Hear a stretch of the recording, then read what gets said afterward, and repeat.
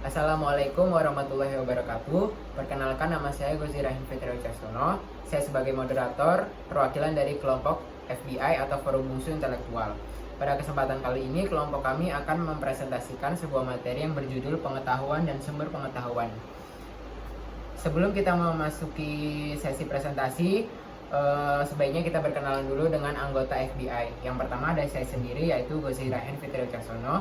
Yang kedua ada teman saya Emradi Fasha. Selanjutnya ada M. Wildan Hakimi Al-Azizi. Dan yang terakhir ada Muhammad Rehan Al-Farizi. Hal-hal yang akan dibahas pada presentasi kali ini yaitu yang pertama ada pengetahuan dan sumber pengetahuan.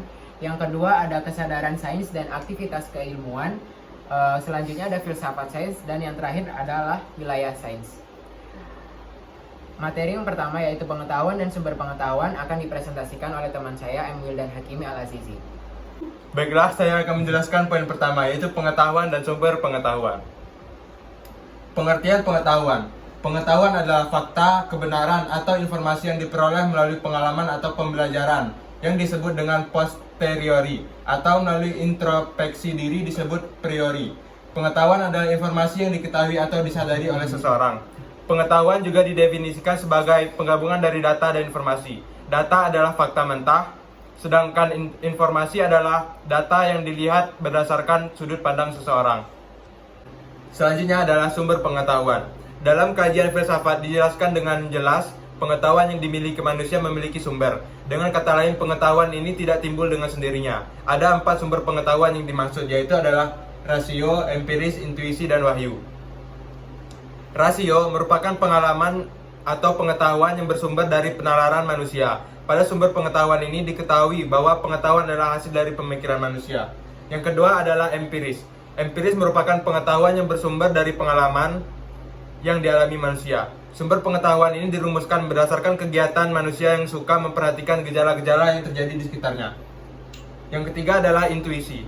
Intuisi merupakan sumber pengetahuan yang tidak menentu dan didapatkan secara tiba-tiba. Terkadang kita sebagai manusia ketika dihadapkan dengan suatu permasalahan, otak akan berpikir sangat keras untuk menemukan solusi dari permasalahan tersebut. Tingkat berpikir otak berbanding lurus dengan masalah yang akan diselesaikan. Tapi dalam kondisi yang berlawanan, ketika kita tidak sedang berpikir untuk menyelesaikan masalah dan melakukan aktivitas-aktivitas kita seakan-akan terpikirkan solusi untuk permasalahan. Solusi itu muncul tiba-tiba dalam benak kita tanpa sedikit pun menjadwalkan berusaha mencarinya. Hal ini yang disebut dengan intuisi. Yang keempat adalah wahyu. Wahyu atau bisa dikatakan dengan sumber pengetahuan yang non-analitik karena tidak ada proses berpikir dari manusia tersebut. Wahyu merupakan pengetahuan yang berasal dari Maha Kuasa. Biasanya yang dapat menerima sumber pengetahuan seperti ini adalah manusia pilihan seperti para nabi Allah. Poin selanjutnya yaitu kesadaran sains dan aktivitas keilmuan akan disampaikan oleh teman saya yaitu Muhammad Rehan Fasha. Baiklah, saya akan menyampaikan poin kedua yaitu tentang kesadaran sains dan aktivitas keilmuan. Kesadaran sains atau ilmu adalah kesadaran akan pentingnya menguasai ilmu, segala ilmu tanpa terkecuali saintek dan ilmu digital. Karena kemajuan hanya mungkin diraih dengan pengetahuan, bahkan tiap kronik perubahan zaman dan masa. Meneropong masa depan sampai angkasa hanya mungkin dijangkau oleh ilmu. Menggagas bangsa dan negara lagi-lagi dengan ilmu. Aktivitas keilmuan. Aktivitas keilmuan atau aktivitas ilmiah adalah perbuatan dan perilaku yang secara sistematis yang bertujuan untuk mencari sebuah kebenaran. Metode ilmiah merupakan suatu cara seseorang untuk mendapatkan pengetahuan dan ilmu secara sistematis dan berurutan. Poin selanjutnya, filsafat sains akan dipresentasikan oleh teman saya Muhammad Rehan Al-Farizi. Baiklah, saya akan melanjutkan poin yang ketiga yaitu filsafat sains. Apa itu filsafat? Secara etimologis, filsafat berasal dari bahasa Yunani dan kata philo, berarti cinta, dan sophia yang berarti kebenaran. Sementara itu, menurut Puja Wijatna pada tahun 1990, philo artinya itu cinta dalam arti yang seluas-luasnya yaitu ingin, dan karena ingin itu, lalu berusaha mencapai yang diinginkannya. Sophia artinya kebijaksanaan, bijaksana artinya pandai, mengerti dengan mendalam, Jadi, menurut namanya, filsafat boleh dimaknakan ingin mengerti dengan mendalam atau cinta dengan kebijaksanaan. Filsafat sains sebagai cabang filsafat yang mencoba mengkaji sains dari segi ciri-ciri dan cara pemeralannya. Filsafat sains di sini merupakan jawaban filsafat atas pertanyaan sains, atau filsafat sains merupakan upaya penjelasan dan penelaahan secara mendalam hal-hal yang berkaitan dengan sains, terutama hubungan dengan sains fisika. Filsafat sains ini mencoba untuk sedikit memberikan sumbangan pemikiran atau memberikan pencerahan mengenai sains. Untuk berpikir secara rasionalis, kritis, kreatif, logis, dan sistematis, sains yang merupakan objek sasarannya, hal ini untuk memperoleh pemahaman yang jelas, objektif, lengkap atau menyeluruh dan secara mendalam hingga menemukan unsur-unsur hakiki atau pokok-pokok tentang sains. Poin yang terakhir yaitu wilayah sains akan dijelaskan oleh saya sendiri. Sains memiliki tujuan untuk mengembangkan teknologi dan juga informasi bagi manusia dan keberlangsungan hidup. Selain itu, sains bisa digunakan sebagai sarana untuk mengungkapkan fakta yang belum diketahui.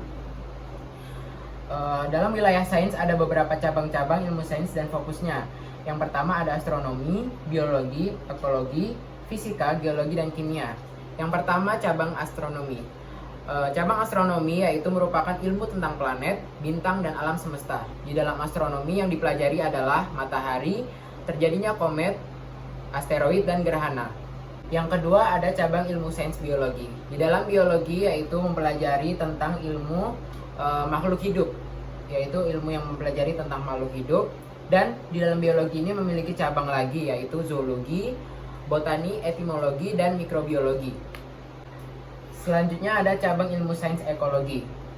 Di dalam cabang ini adalah cabang yang mempelajari tentang hubungan timbal balik antara manusia dengan lingkungan di sekitarnya. Masalah yang dibahas pada cabang ekologi ini adalah masalah lingkungan seperti polusi air, tanah, udara, serta kepunahan hewan tertentu. Selanjutnya ada cabang ilmu fisika. Fisika merupakan cabang ilmu sains yang berfokus pada gejala dan fenomena alam serta sifat-sifat benda di sekitar termasuk tentang perpindahan dan energi. Ada beberapa cabang ilmu fisika seperti elektronika, mekanika, serta optik geometris. Yang kelima, cabang ilmu sains geologi. Di dalam cabang ilmu sains geologi, kita mempelajari tentang ilmu bumi dan perubahannya. Adapun beberapa cabang lagi di dalam ilmu geologi seperti paleontologi, seismologi, serta vulkanologi. Nah, yang terakhir ada cabang ilmu sains kimia.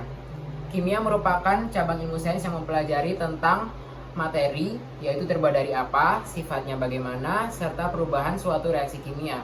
Beberapa cabang lagi yang ada di dalam cabang ilmu sains kimia yaitu kimia organik, kimia anorganik, radiokimia, dan farmasi.